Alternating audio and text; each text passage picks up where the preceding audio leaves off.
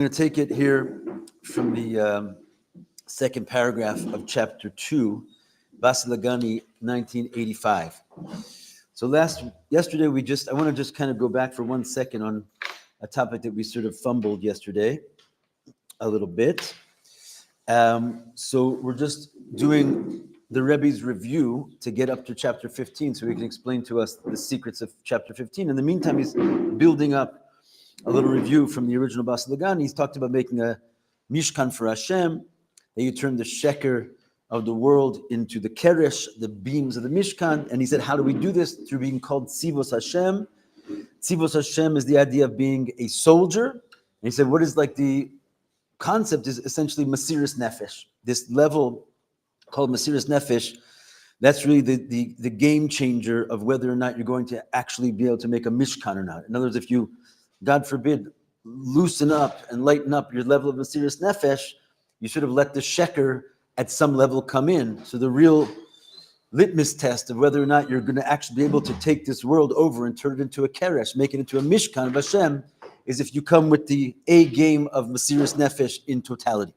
And therefore, to explain this idea of Tzivos Hashem as Masiris Nefesh, he basically brought us these three levels, which we're going to just briefly look at one more time, just because I wasn't fully prepared. Yehoshua had to kind of shake some sense into us yesterday, but hopefully we can try and get a little bit of our heads around it today. So they're not simple concepts. And Baruch Hashem, if you're not like sort of hot on the topic, you got to go and review. But what are the three levels we said? First of all, there are really two levels that are three. And really, you could say there are like two levels that are four. Because you have your concept of the Eved and the Ben. We're talking about levels of Masiris Nefesh. In the famous Hemshech of Samech Vav, in a part of it which is called Miknei Rav, which is sort of a Hemshech within the Hemshech, he goes into this concept of what it really means to have Masiris Nefesh, and he brings a couple analogies. So there's two basic different analogies, which is the son and the servant, right? So each one of them has something the other one doesn't have when it comes to being Moser Nefesh.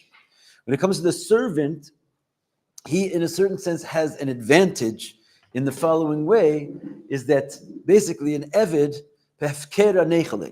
he'd rather be doing something else than serving. It's not really his thing, right? It's not his empire, and he just kind of got like schlepped into being the king's servant. If you leave it up to him, he would go, take a walk in the park and have his own day in the sun. The point that he's basically serving, therefore, shows on a certain bittul that he has, that he's totally going against his nature. So that ability to be a servant, even though it actually shows in the fact that you're not really connected, right? Because you would rather do your own thing. But the fact that you're going to put a yoke around your neck and have servitude, it actually shows on a higher level of bittul than someone who actually is interested in serving, and it's sort of like all in the game. Because, for example, the son, he has a sort of disadvantage in this way because he doesn't have to go against his nature in order to serve the king, because the king is his father and he has the same nature as his father. So even though he'll have a different advantage, which we'll say in a second, he doesn't have the advantage of the servant of like mamash going against himself and putting like this will in his way, right? But what is his advantage then?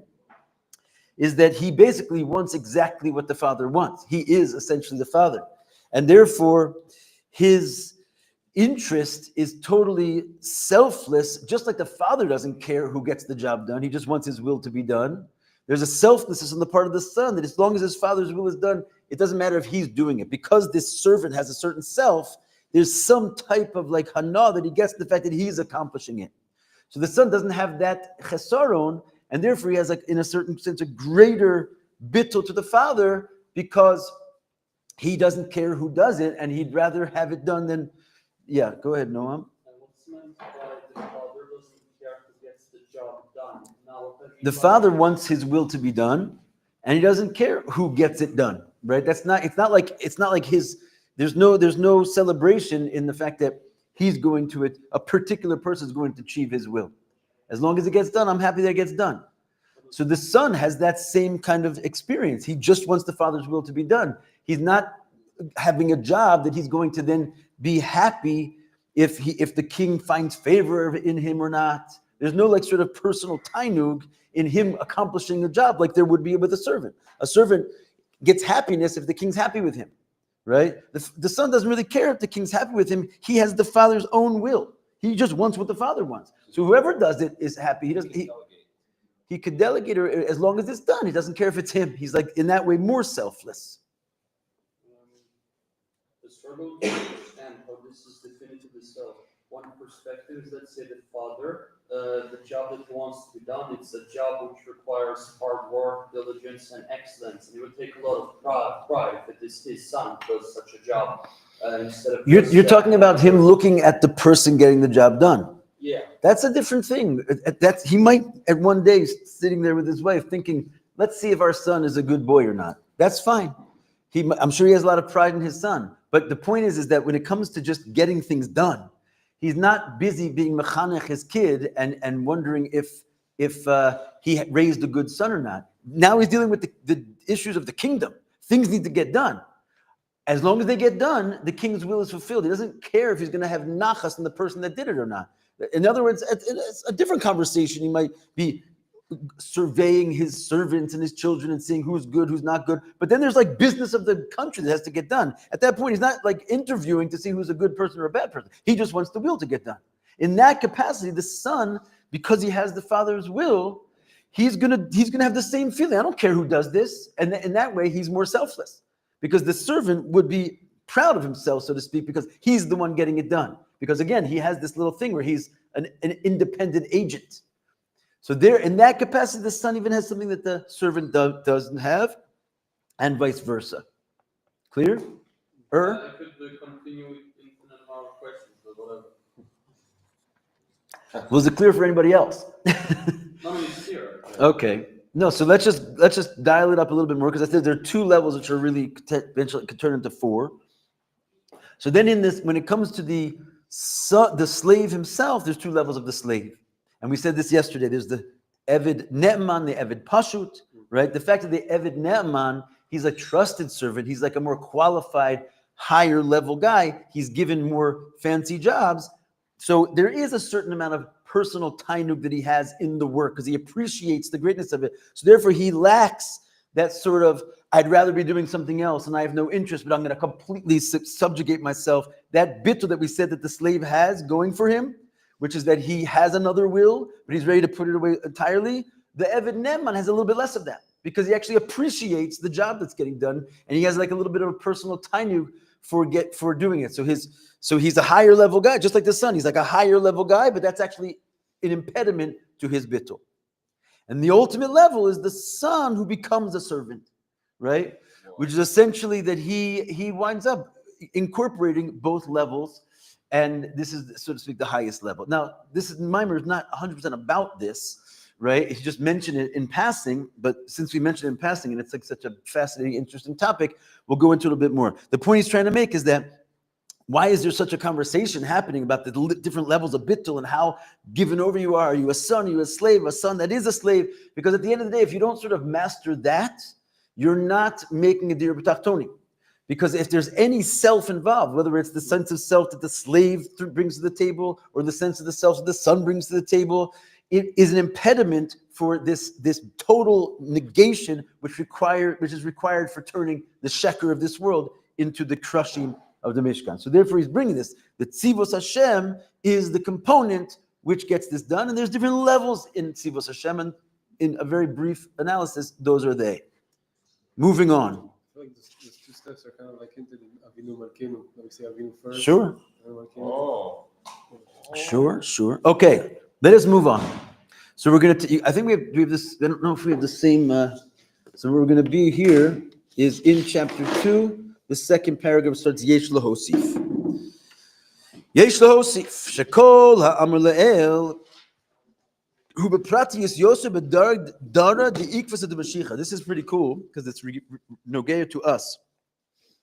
All that we just said about this bittul and this need, so to speak, to bring out the otsar of the melech, which is going to come when the war, when the soldiers are at war, and therefore they're going to bring this mysterious nefesh. That's what draws out all the great secrets of the treasure house. When is that most relevant? In the generation called Ikvasa de Mashiach, the heels of Mashiach, which is us, right? Sometimes the Rabbi called us Ikvasa de Mashiach. We're the heels of the heels. We've been in the heel for a while. This is basically bottom of the barrel. So therefore, if you don't win the war now, then you lose the war, right? Chas v'shalom. So when it gets to that mamish end of the day, like we were talking about earlier, we're like mamish b'shas ma'is, you either win or lose. If you lose, you're a sheker. So, and we're not going to be sheker in the end. We're going to win. So therefore, this like grit of bringing the Mesiras Nefesh to the ultimate state, it has to come right at the end when the war is going to actually have to be won. And therefore, the real treasure house of the king gets opened on the final generation, which is why the whole generation of the Rebbe, he speaks about this extensively and continuously, because it's us that this is really referring to, even though the concept existed for a long, long time. The final blow has to be when you actually win the war. The idea is the level of Mesiras Nefesh that's required in the final days, in the footsteps of Mashiach, he betokif yoser. It has to be much, much stronger, which means that there's a certain level of Mesiras Nefesh which is available to us even from like the depths of the Jewish soul, which was not available to previous generations. As it's known, right, that if you're an intelligent person and you have a lot going on upstairs, it's actually harder for you to have Mesiras Nefesh, right? Because your rationality sort of kicks in and overshadows your willingness to just die for Hashem. Right, you have to sort of be at the heel of Mashiach. It's called the heel for a reason. We say when you want to sort of put your foot into hot water or like test something out, you put the most deadened part of your body, which is actually called the Malach HaMaves of the goof. It's called the angel of death of your body because it's practically not alive. That like lifeless part is what you're gonna use in order to like test the waters, and you're not gonna stick your head in there. Right, your head is going to tell you, wait, don't put your head in hot water. That's a bad idea. Your foot is the first one to go in. So all the generations before were higher level generations. Therefore, their quality of being able to bring out this Mesiras Nefesh was hidden by their spiritual greatness. So we who have no spiritual greatness, take a bow.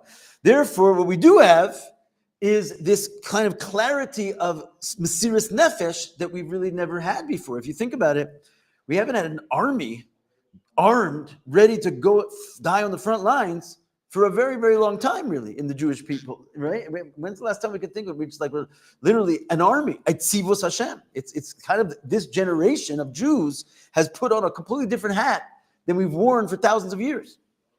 The Kamuvuar, but Torah Or become Makomos is explained in many places, and in Torah Or on the Pasuk, where it says, Va'ish Moshe Anav Me'od Mikol Adam Ha'adam Asher Al Pnei Adamah. Moshe humbly says that Moshe was the most humble person that ever lived on the face of the earth. And he says this in the Torah, and it says, Moshe said it. Iker Anvas Nuso Shel Moshe, what was his humility from? Why was Moshe so humble? Does anyone know? He had a stutter. He had a stutter. That's pretty, that'll make you humble. Why was Moshe the most humble man that ever lived on the face of the earth? What humbled him so? Being in the presence of. You might think so, wouldn't you? Would you believe it? It's you humbled him so much? Look at this. It says his major humility, he could see, Moshe could see, this is Alter Rebbe.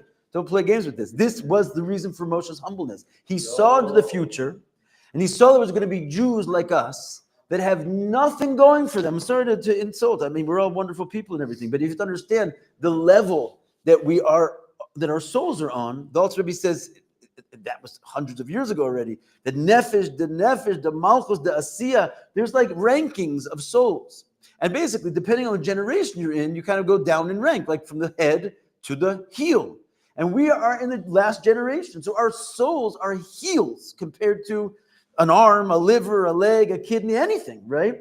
So basically, Moshe saw that there was going to be souls that didn't see the splitting of the sea, And they mamish have a yetzer hara, which is unbelievable. They have hardly any head in their mind. They have hardly a heart in their feelings in their heart. And yet they're going to stand there with guns and mamish do Mesiras Nefesh, go out in the street and put the tefillin on. No, they don't even know why. They're just like crazy heels that are ready to walk into glass if they need to. And he saw this, and he mamish fell on his face. He says, because he saw the midah of emes. V'yishtachvu arza.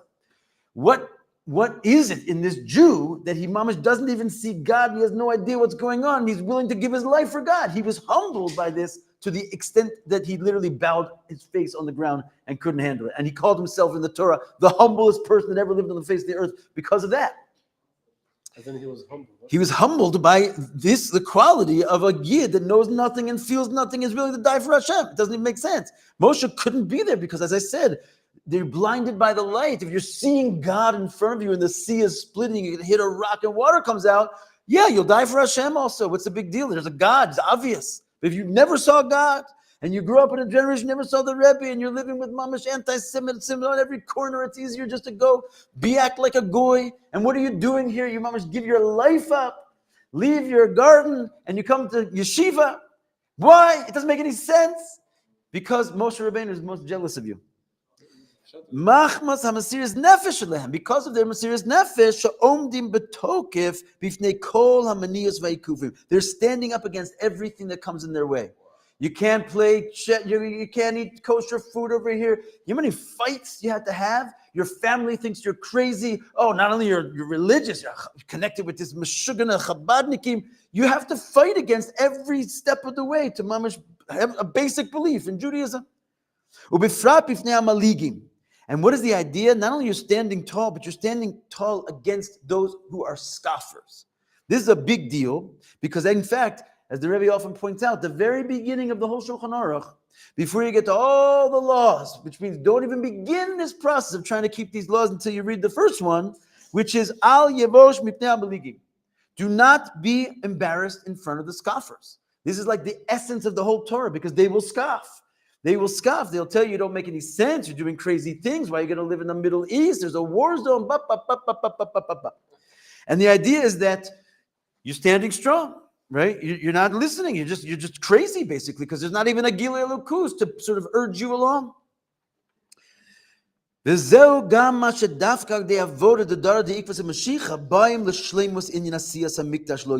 that is why, specifically in our generation, we're going to see the binyan Beis HaMikdash HaShlishi. Yes, amen. Because only in the generation of the heels of Mashiach can you complete the idea of making a Mishkan for Hashem. Because what do we say with the ingredients of making a Mishkan for Hashem? Mesiras Nefesh. We were the generation chosen to highlight this quality of the Jewish soul over any other generation. Therefore, we will complete it. As it says, "V'asuli mikdash v'shechanti v'socha." Make me a mikdash v'shechanti. The Shekhinah will dwell. Turning the page, or my page. Did you want to ask a question? No, just I was wondering if that was the shot of the pasuk that he will be humbled, or it's actually that he was the most humble, and that's how he reads it. No, why was he so humbled? Right? It says I thought it was that he was the most humble.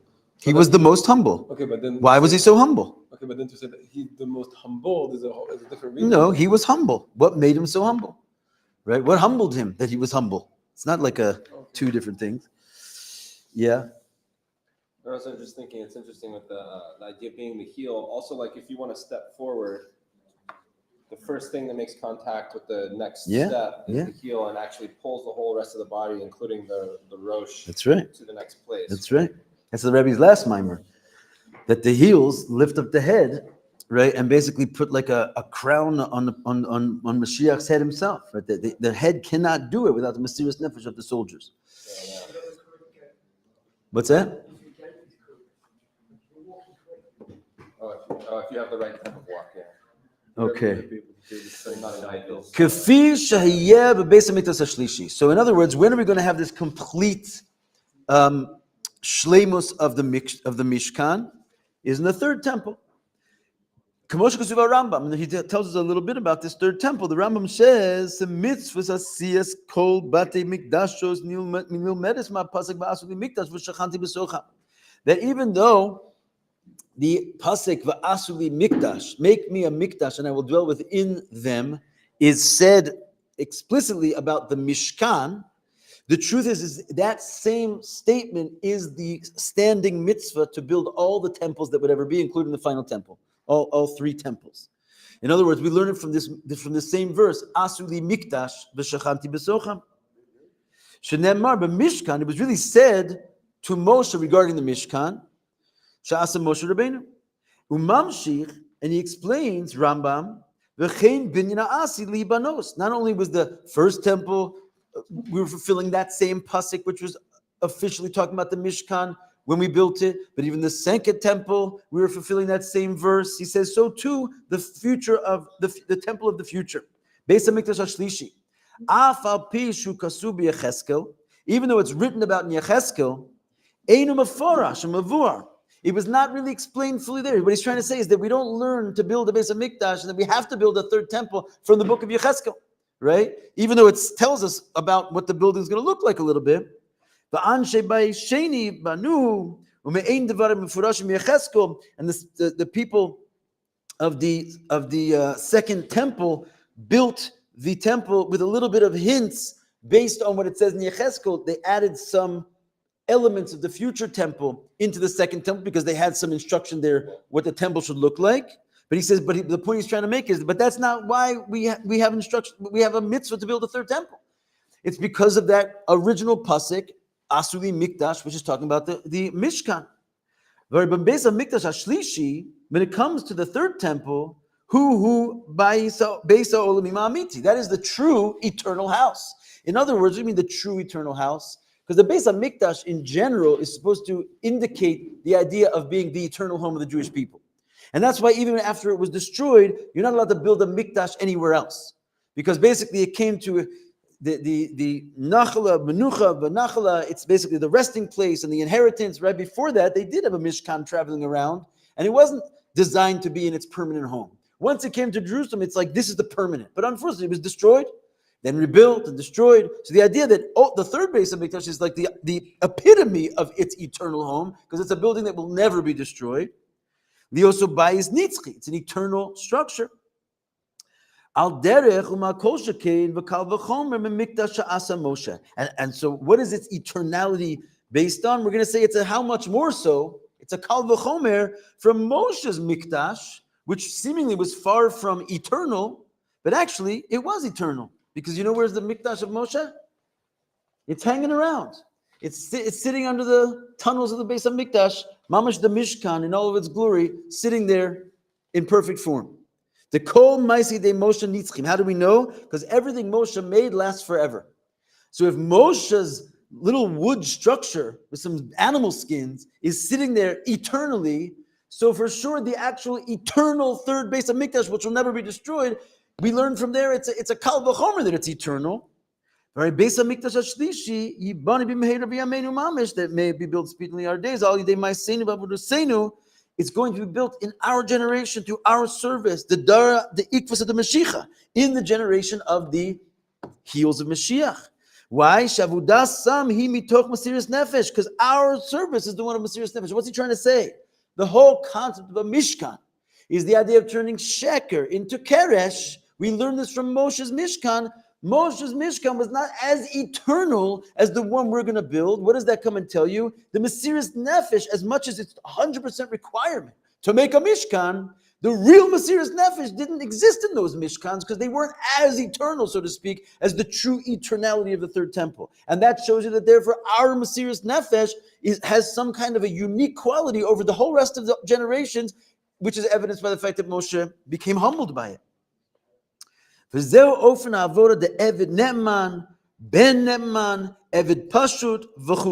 says, this is what we mean when we start diving into Samech Vav and trying to understand what does it mean to be so bittul. Are you a simple servant? Are you a trusted servant? Are you a trusted son, etc.? All that is basically just saying you're in the army.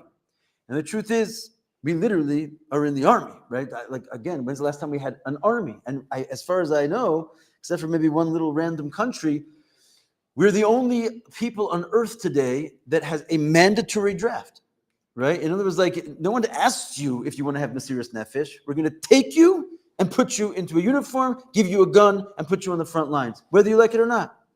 And the Rebbe said, if that's true, this is a little chiddush. We taught a whole sikh about this. The Rebbe said, if that's true regarding, the government and the army, and you don't go to the army and say, you child abuser, you took my son against his will and you put him in the army. No, because obviously it's his duty. He's following the rules. He's keeping the rules of the country. So too, if you take a kid and you pull him into yeshiva and you demand from him that he keeps Torah mitzvahs, adarabba, you're not a child abuser. You know who's a child abuser? The father who doesn't let you take him. And the father's going to, just like the Rebbe says over there, just like you wouldn't allow for 1 second a person just beat their kids and be harmful to their bodies. How could you allow this person to beat their souls and keep them in an environment where there's no Shabbos and there's no kosher? You should tear them out of those homes, just like you tear a soldier out of his home and you put him on the front lines. This is the type of talk that Rebbe's talking. Mesiris nefesh for Yiddishkeit in our generation, openly. And therefore, it also goes the other way. Since we have the deepest Mesiris nefesh, so to speak, forced on us, therefore, the deepest levels of the secrets and the preciousness of the treasure house is coming specifically to us. And this is miyuchad the dara the equals the mashiach. This is specifically intended to come out in our generation. So basically, it's the Rebbe and his Chassidus, but of course, it's all that led to. And don't forget, it led to, as we like to say, the entire revolution of technology and science and understanding, like basically the wisdom of God and man in its fullest measure has never been seen before. We haven't seen basically nothing yet, but this is all secrets of heaven that were bestowed specifically on our generation.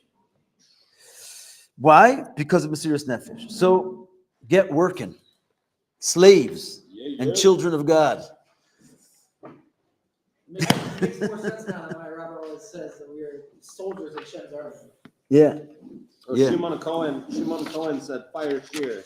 Nice. Shimon Cohen. It's awesome. Pass them in, please. Yeah.